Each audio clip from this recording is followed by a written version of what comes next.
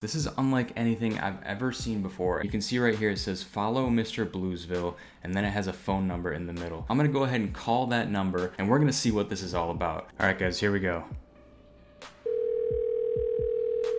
Hello everybody and welcome back to Coin Quest. Coin Quest of course is the series where I take $100 boxes of nickels like this one right here, go through the rolls and look for interesting and valuable coins that I can use to fill in these collection books. Now guys, with today's box of nickels, I've already gone through the rolls and identified 4 rolls as being interesting just based on the coins that are on the ends of the rolls alone. So starting with these first 2 right here, these are actually pretty standard. They're just older looking Jefferson nickels, and if you know anything about Jefferson nickels, you know that they have been in circulation since 1938 all the way up through 2005. They look like pretty much the normal nickel that you're used to seeing, but these ones, like I said, go back quite a bit older, and just by looking at the backs of these coins right here, these coins definitely look older. I'm thinking these are going to be in the 50s, maybe even 40s or 30s. Now moving on to our third interesting roll right here, we have pretty much the same story except that we have basically a double threat on this roll. As you can see, we have 2 enders that are looking old. Both of them also happen to be reversed, so we can't tell what the date is quite yet. However, one important thing to note is that on these particular coins, you can see a Denver mint mark over there on the right hand side of the Monticello,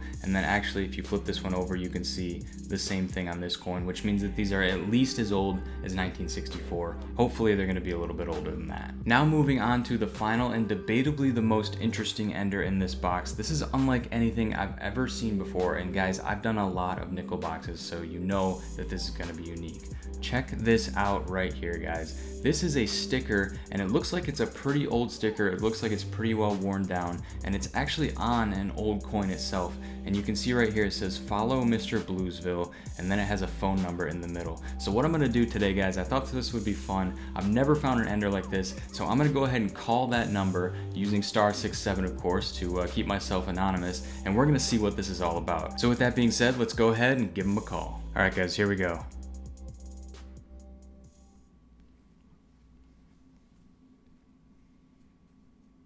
The number you called, 60194783000, has been changed. The new number is unknown.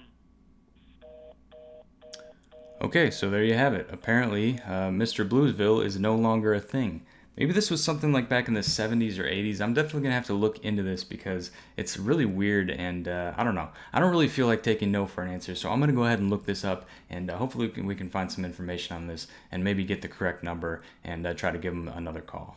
Alright guys, so I did a little research on this Follow Me Bluesville. I can't tell if it says Follow Mr. Bluesville or Follow Me Bluesville, but anyway, I couldn't really come up with a whole lot. There was a bunch of albums back from like the 60s and 70s that I was finding online, but nothing with the words Follow Me or Follow Mr. in them, so I can't really tell you what this was or what this is. It's super mysterious though, and you're gonna have to let me know down below for those of you who hunt nickels a lot if this is something that you've seen before, and if you have any idea what this is, make sure to let me know down in the comments below. Alright, so here we have our Bluesville roll, and we're gonna jump into this one first like I said, and then right after that we're gonna get into this double D reverse ender roll. I know that those coins are gonna be old and I'm interested to see what they are, but let's go ahead and just jump into this this weird roll live and see what this is going to be. I'm just interested in basically the date on it. We already know that we weren't able to find a whole lot on what that thing was on the front of it. But here we have the coin. As you can see, it's the sticker's a little bit smaller than the coin itself. So let's go ahead and flip this over and see what we have for a date. 3, 2, 1.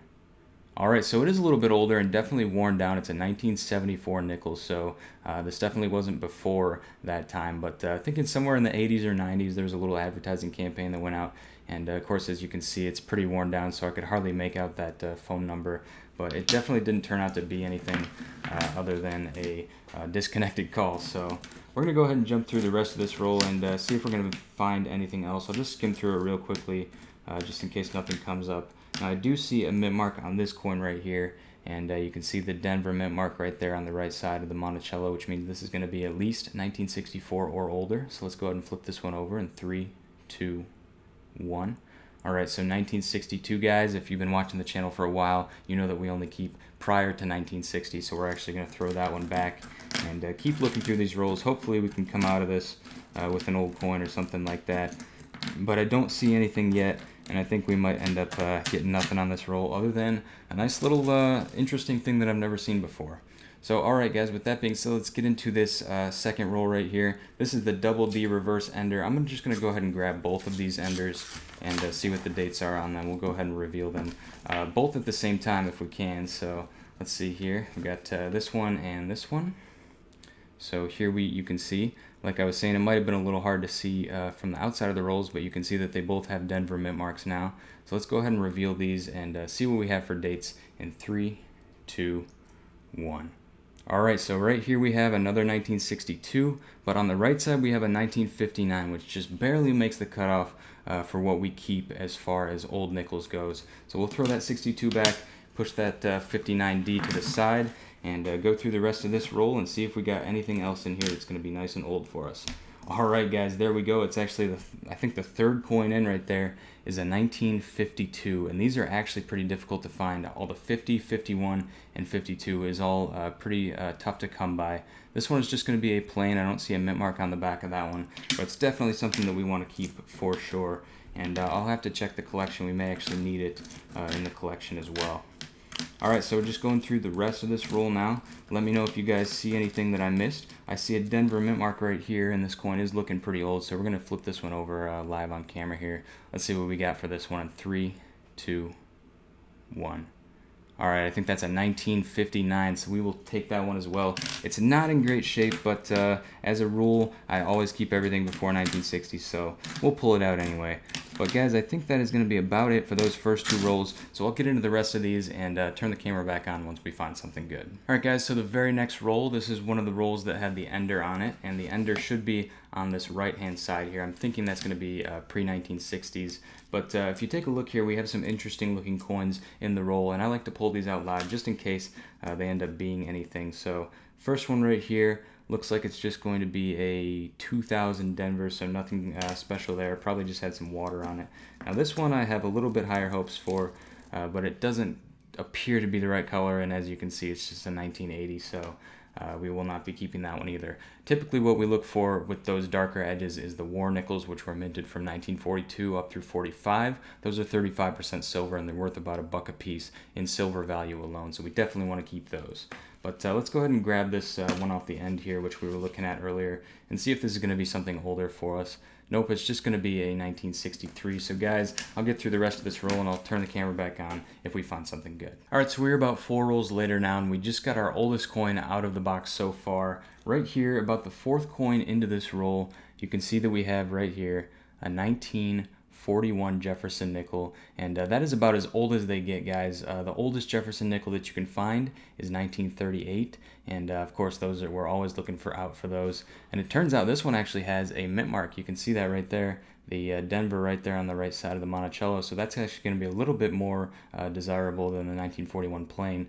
If we were to get the 41S though, that would definitely be the best in the series. Alright, so I'm about 6 rolls later now. I found a few things here and there, but this roll we just got 2 older coins, and starting right here, you can see we have a really actually very shiny, nice looking 1958.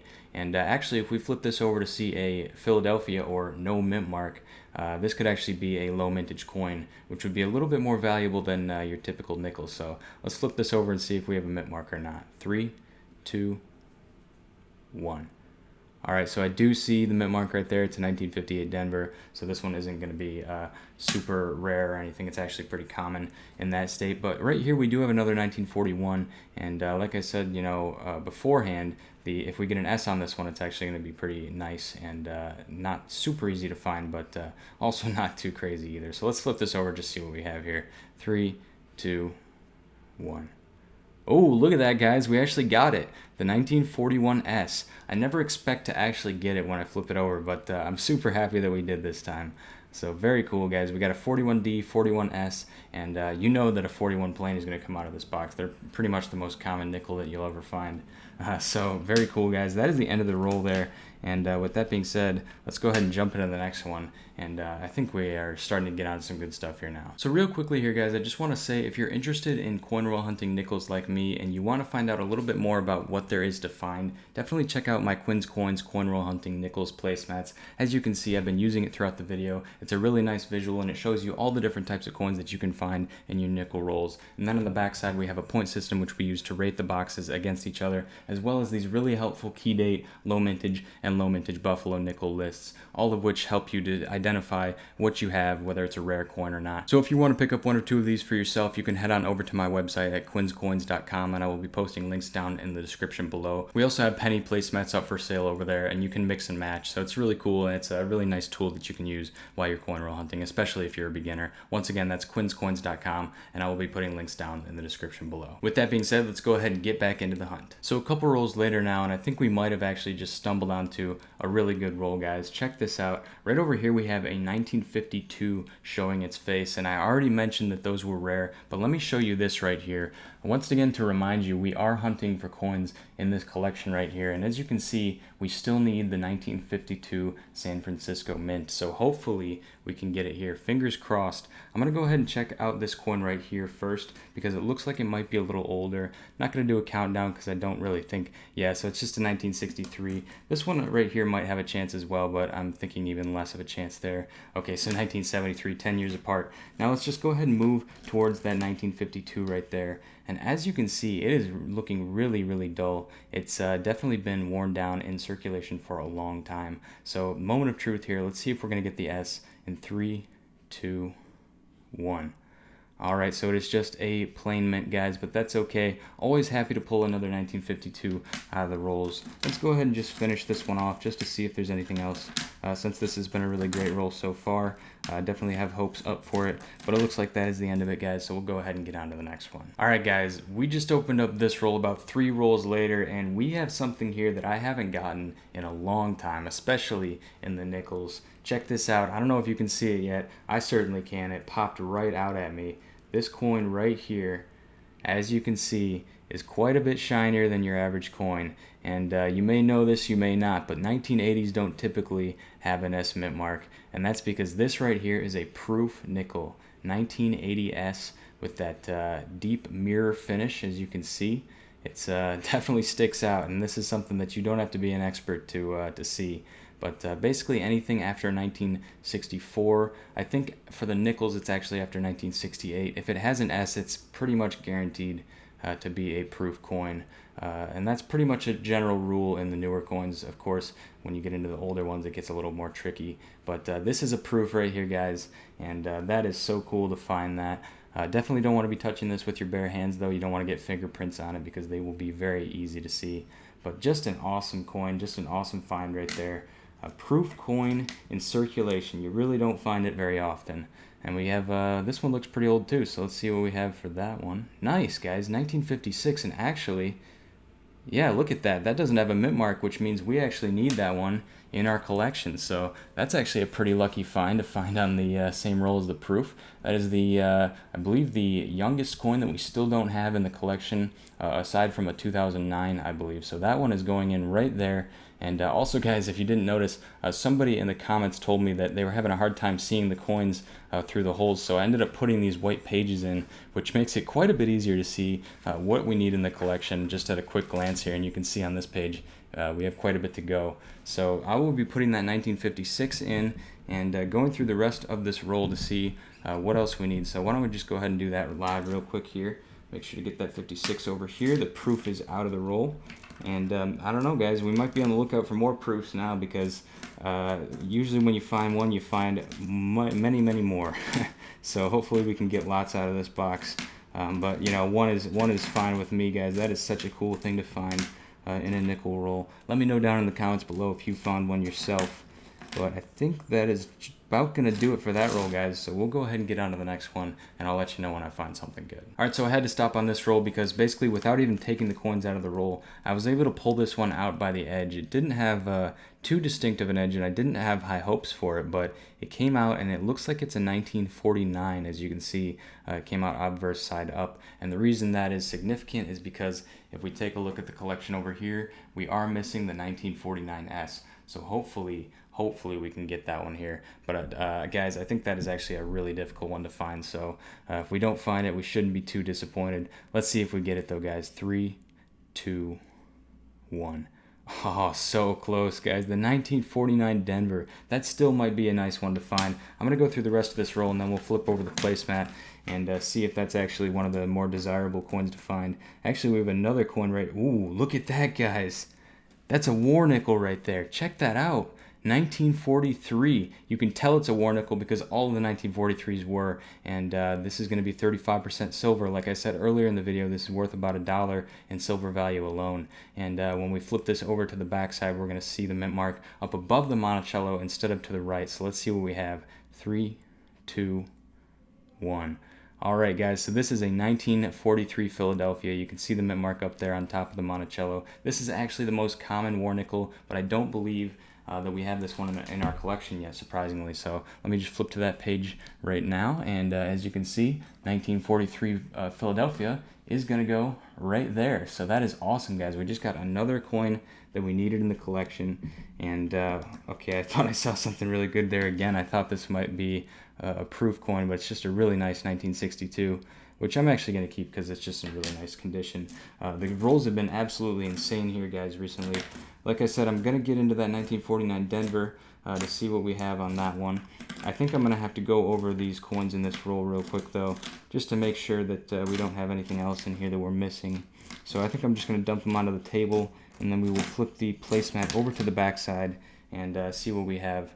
If we have either a key date or low mintage coin for that 1949 Denver. So let me just slide these off right here, flip it over to the back, and here we have our lists of rare and low mintage coins. So looking for 49 Denver, I see the 49 S's up here in the key date range, and then 49 Denver looks like it's not in here either. So it's just going to go into the collection, guys. But with that being said, let's go ahead and get on to the next roll. All right, I think we're getting into the good stuff now, guys. We just got into this roll here, and about a third of the way through, I see a 1948.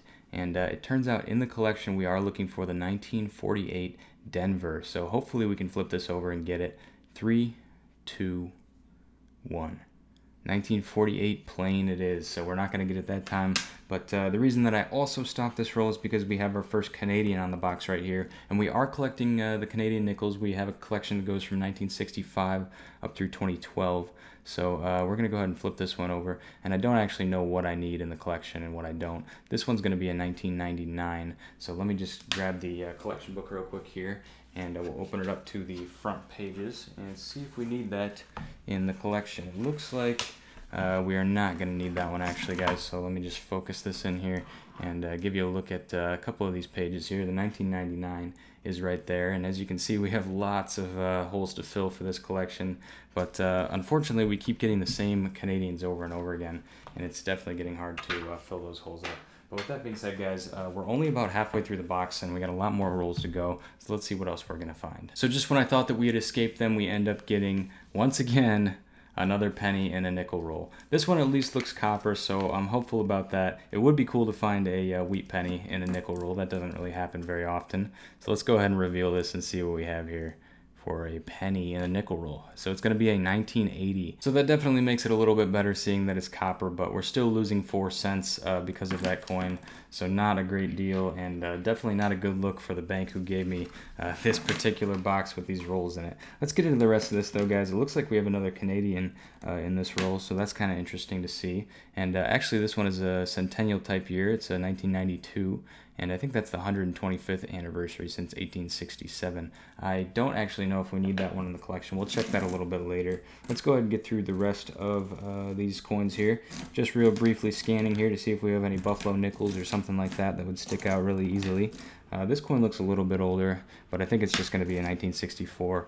And with that being said, guys, I don't see anything else in here. So let's go ahead and get on to the next one. All right, so we're about 10 rolls later. I've been finding some consistently good coins here and there. I'll show you everything I found in the last 10 rolls, but I had to stop on this roll right here because I think we might have something really nice here, guys. Check this out.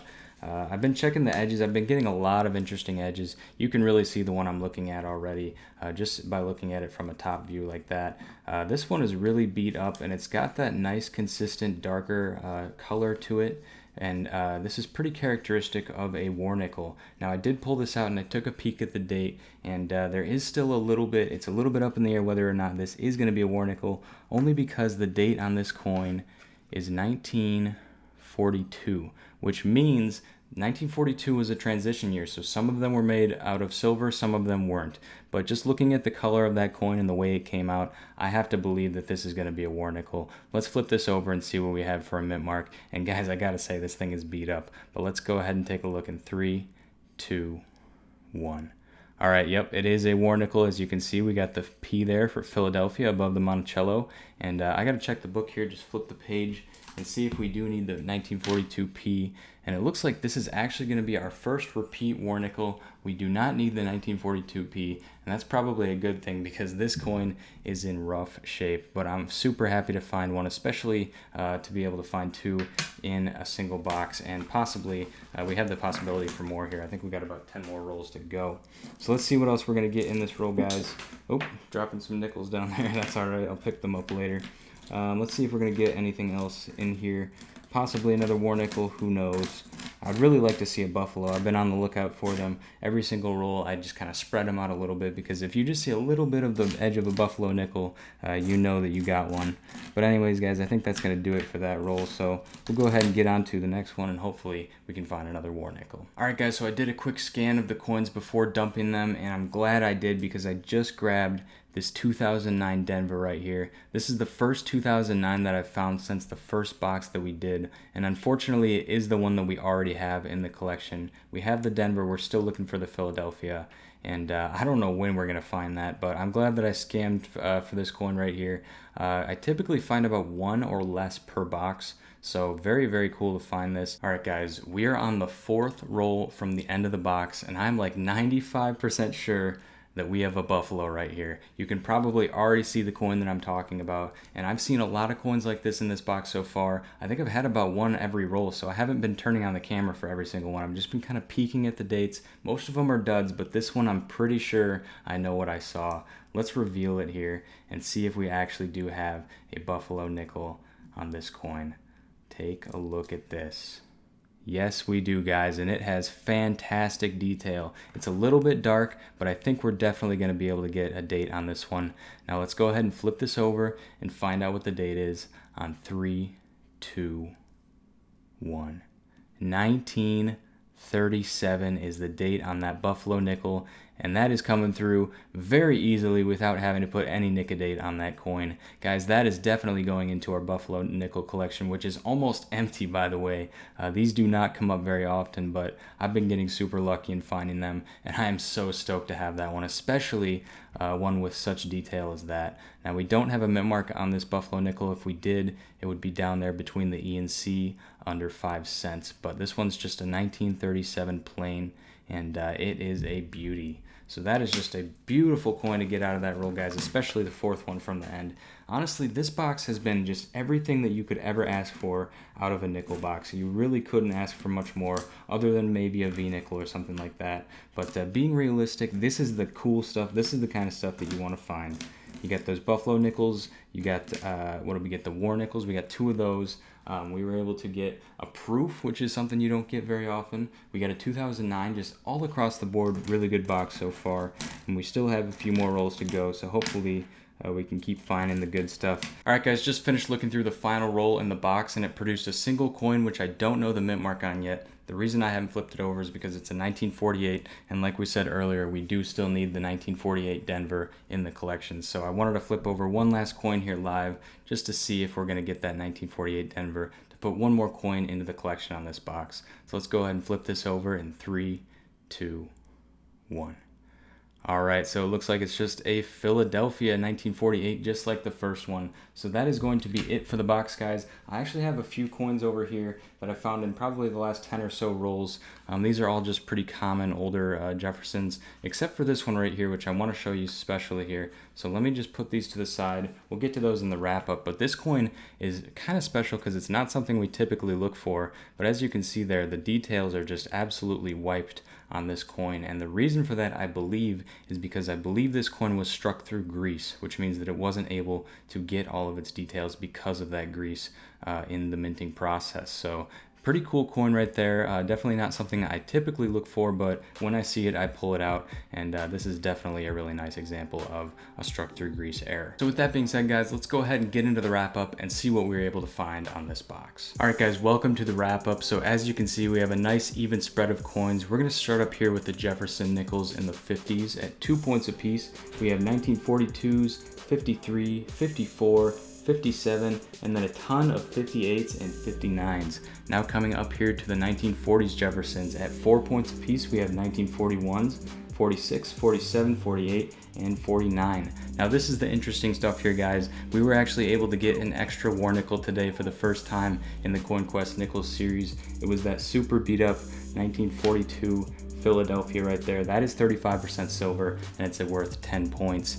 Now we actually were also able to get a proof for the first time in the Coin Quest Nickels series, and it was a 1980S. Unfortunately, there were not more of those in the box, but we were also able to get a 2009, and this one was a Denver, and that one is worth 5 points. Now also on top of that, we were able to get some really nice variety 1956 43p war nickel, 1985 Canadian, and a 37 Buffalo nickel into the collections today, all totaling up for a total of 128 points. A really good box, guys, and as you can see here, we were able to get, like I said, that 1956 filled in, as well as a 1937 Buffalo nickel. And as you can see, our Buffalo nickel collection is very lacking. We really don't have much going on there, but hopefully we can get more in the next box. This was a great one, and I had a lot of fun today. So once again, guys, just a real quick reminder, if you want to pick up one of these coin roll hunting nickels placemats to aid you in your nickel roll hunting, you can head on over to quinscoins.com, and I will be posting links down in the description below. But anyways, guys, that's gonna pretty much do it for this one. Thank you so much for watching. Make sure to go down below and leave a like. Subscribe if you're new, because I post new videos like this every single week, always bring you along with the hunts and having a good time. And as always, I'm Quinn, and this is Quin's Coins signing out, and I will see you in the next one.